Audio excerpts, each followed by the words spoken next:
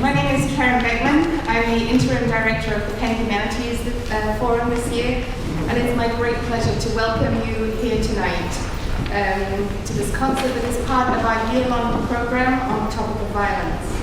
This program would not have been possible tonight without the help of a number of people, so I want to begin by thanking them. Our co-sponsors are the Department of Music, the Jewish Studies Program, and the SAS and Progress Office Art and Culture Initiative. So thanks to all of them, and a special welcome to the people who are here tonight representing those programs. I also want to thank the Penn Museum, and it's really a pleasure to be in this lovely auditorium that just has been renovated.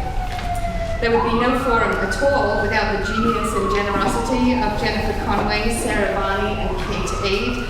They are always so pianissimo about their contributions to the forum, but I would like to give them a large trumpet.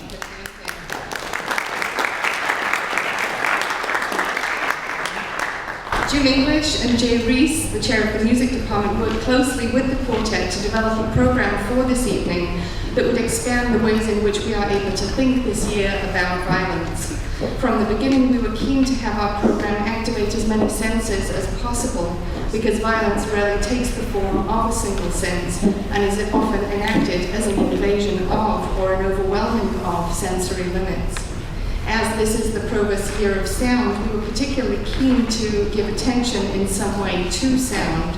We thought, for example, of scholars like Suzanne Cusick, who has examined the use of loud music for the purpose of torture in the detention camps of the so-called wars on terror. In the end, however, we decided to focus on listening to the music of composers who were forced into various states of exile by the Third Reich. For those composers who were arrested and never completed, from those composers who were never arrested and never completed the journey to exile, to those who spent the war far from home, we wanted to pay heed to the silencing or transforming effects of violence on this group.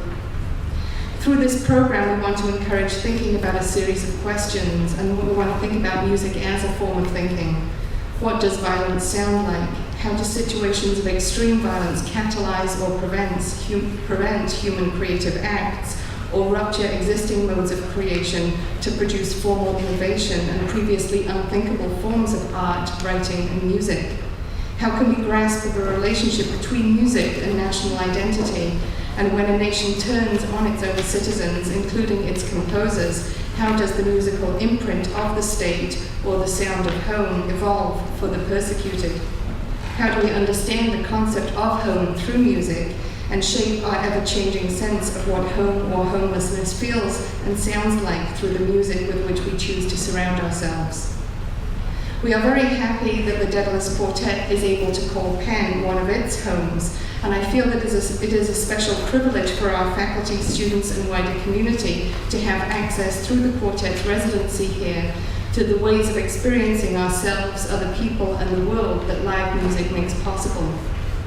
Quartets model a mode of being together in an attitude of profound attention and responsiveness, and this structural aspect of tonight's performance also has a contribution to make to our meditation on violence and the things that resist, dismantle, or discourage it. Whitney Kite, a senior here at Penn, recently wrote an article about her experience of one of the sight reading parties that the Daedalus Quartet runs for our students. She wrote, "At first I was intimidated by the idea of playing alongside world-renowned musicians. To my surprise, I was completely wrong to have such inhibitions. The members of the quartet laughed off any mistakes students made and created a relaxed, light-hearted atmosphere. The Daedalus Quartet would love students from across the university to attend. All majors, minors, and all skill levels are welcome." Elsewhere, Whitney wonders aloud how we as a university were able to snatch them away from the rest of the world. But Thomas Kraines, the cellist of the quartet, summed up the situation by simply stating, "Quartets want universities, and vice versa." He explained not only do quartets enjoy the stability of a university home, they also grow their programs and repertoire from interactions with the students and faculty. This is exactly what happened in the case of tonight's program, and we are all the richer for it. One would like to think that both home and the university would always work as forces that resist violence and exile, but we know, alas, that homelands and universities have always generated at least as much violence as they have worked to prevent. In his notes on how he came to compose the Ode to Napoleon, which we will hear tonight, Arnold Schoenberg noted in 1942, "I had at once the idea that this piece must not ignore the agitation aroused in mankind against the crimes that provoked this war, and I knew it was the moral duty of the intelligentsia to take a stand against tyranny. This duty remains for today's intelligentsia, and throughout this year we are collectively contemplating the obligations that various forms of violence place at our university's door." So these are our questions, and with them in mind, please join me now in welcoming tonight's performance.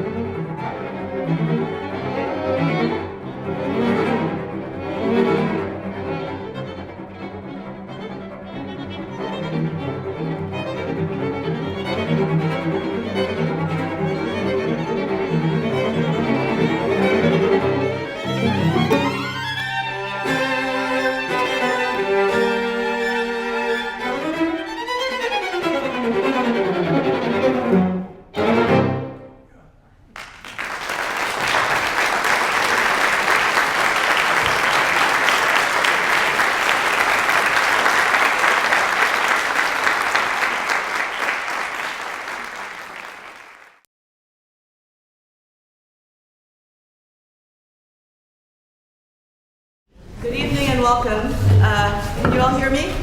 Up there too? Okay, just wave if you can. Or if you can, wave too.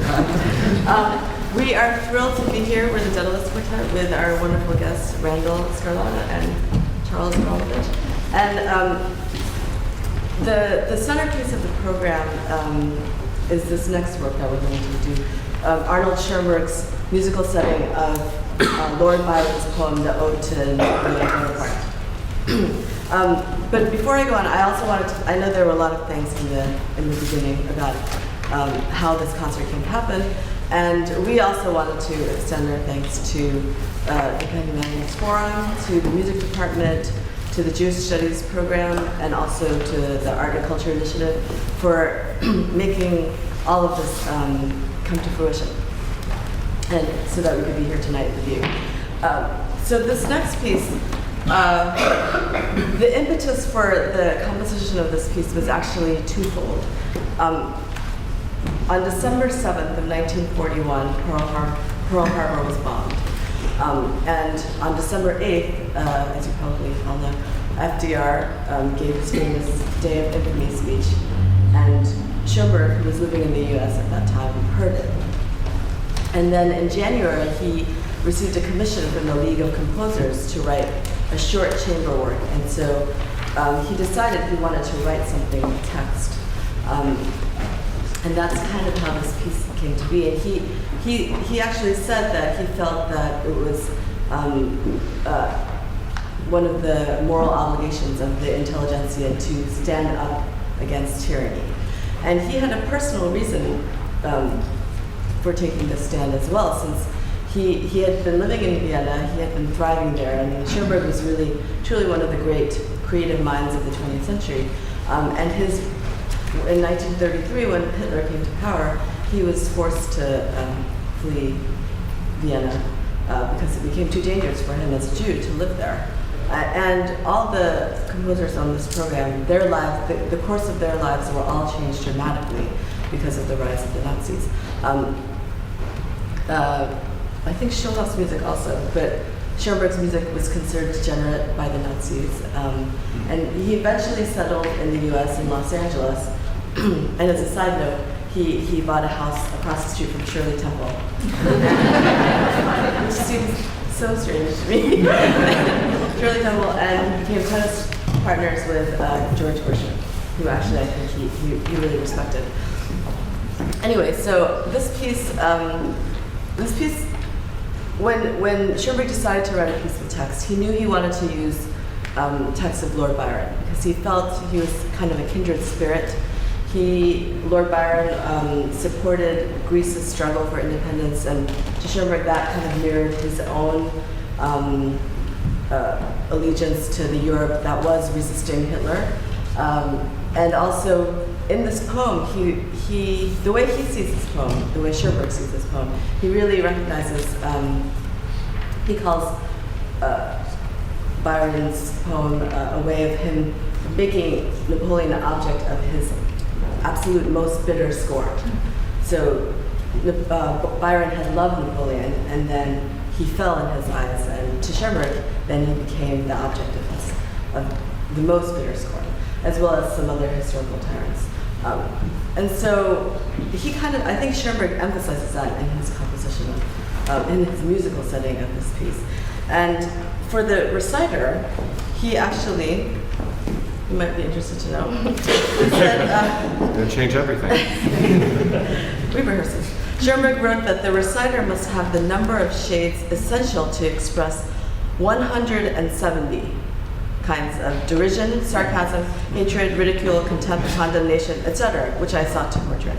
Randall does about 175. If you want to keep count, we'll have a tally up there. Anyway, if you look at his score, you would think, because he's reciting the poem, he has very specific rhythmic marking. I mean, he has actual musical notes, but the pitch, the contours are there. But Schoenberg went to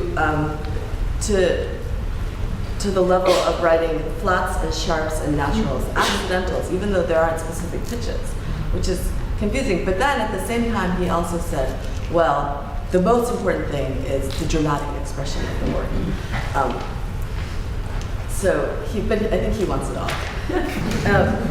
Anyway, the piece was written in the 12-tone method that Schoenberg made famous, but it's far from atonal, and atonal was a word that Schoenberg actually despised. It ends with a triumphant E-flat major chord, which really is kind of quoting from Beethoven's Eroica Symphony, which also had a sort of troubled association with Napoleon. And there's a wonderful moment in the piece, about 3 stanzas in, near the beginning of the 3rd stanza, where Schoenberg was very delighted to point this out to his friend who was visiting. He's very proud of what he had done here musically. He combines the Marseillaise theme and interrupts it with Beethoven's 5th Symphony. At the moment when the speaker is saying, what is he saying? The earthquake voice The of earthquake victory. voice of victory. Yes, thank you, reciter. Anyway, it's a fantastic piece, and we hope that you find it stirring, and we'll start without further ado.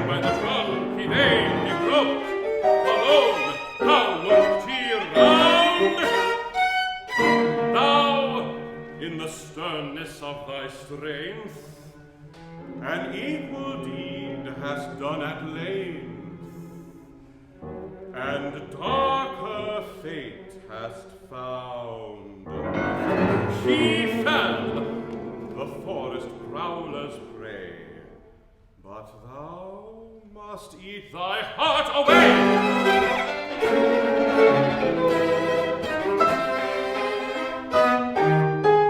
The Roman, when his burning heart was flecked with blood of Rome, threw down the dagger, dared depart in savage grandeur.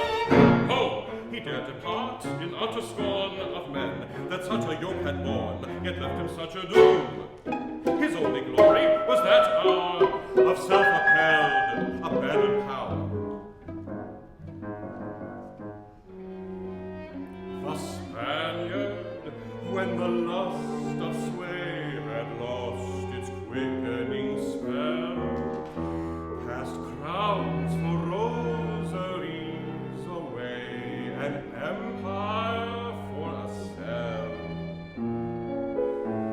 A strict accountant of his beads, a subtle disputant on creeds, his dotage trifled well.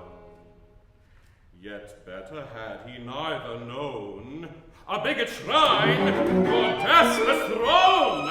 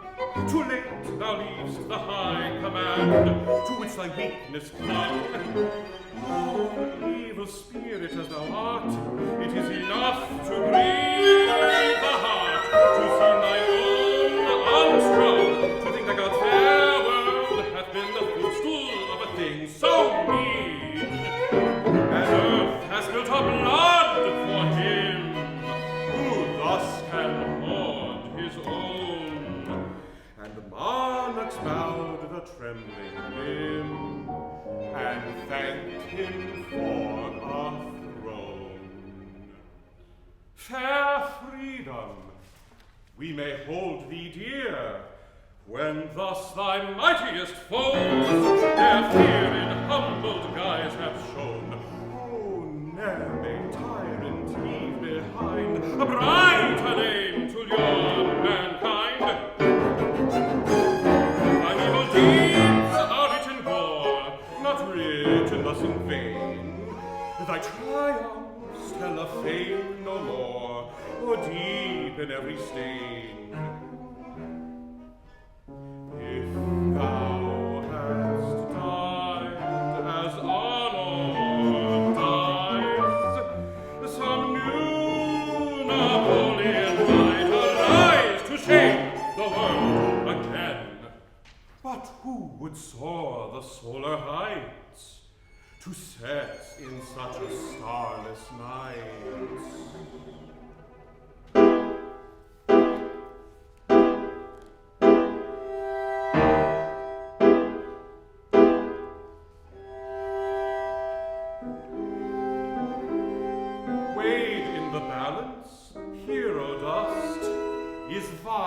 As vulgar clay, thy scales, mortality, are just to all that pass away.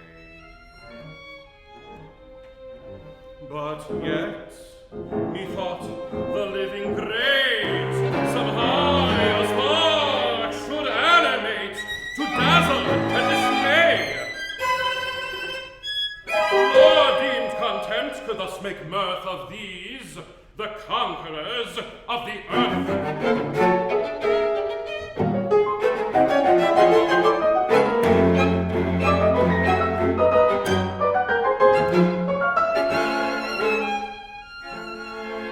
And she, proud Austria's mournful flower, thy still imperial bride, how bears her breast the torturing hour? Still clings she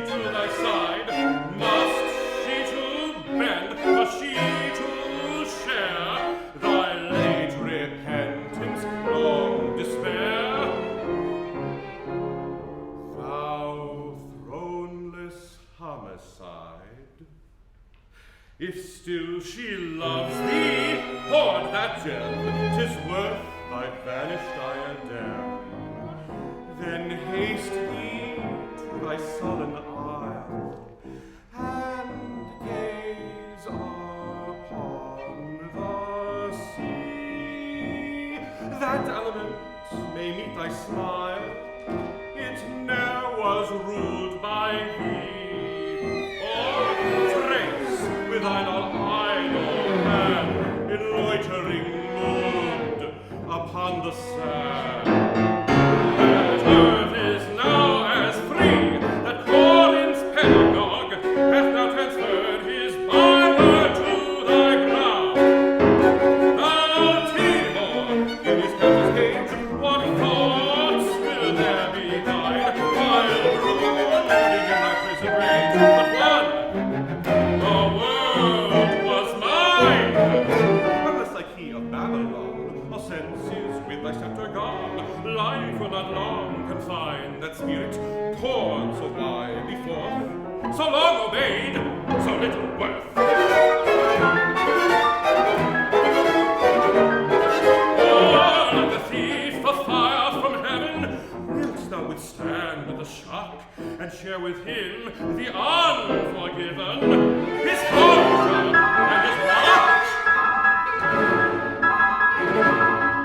For my God, my man, accursed in that last act, the one thy was the very feet arch mocked.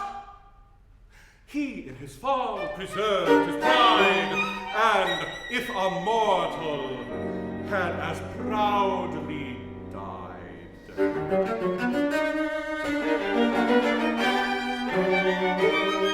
There was a day, there was an hour, while earth was Gaul's, Gaul thine, when that immeasurable power, unsated to reside, had been an act of purer fame, then gathers a Marengo's aim, and gilded by decline, through the long twilight of all time, despite some passing clouds of crime.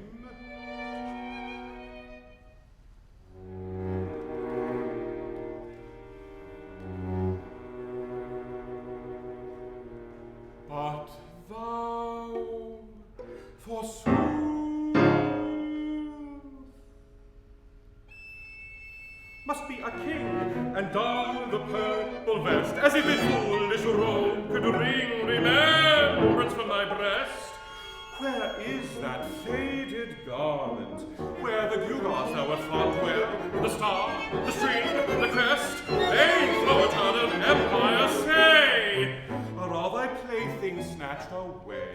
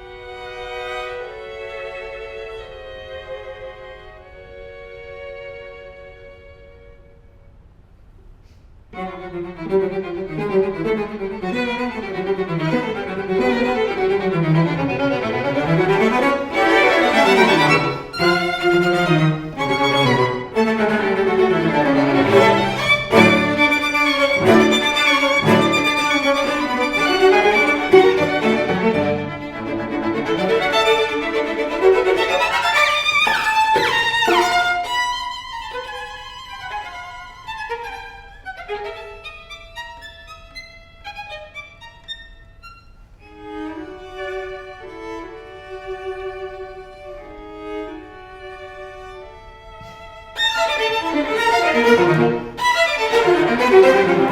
you.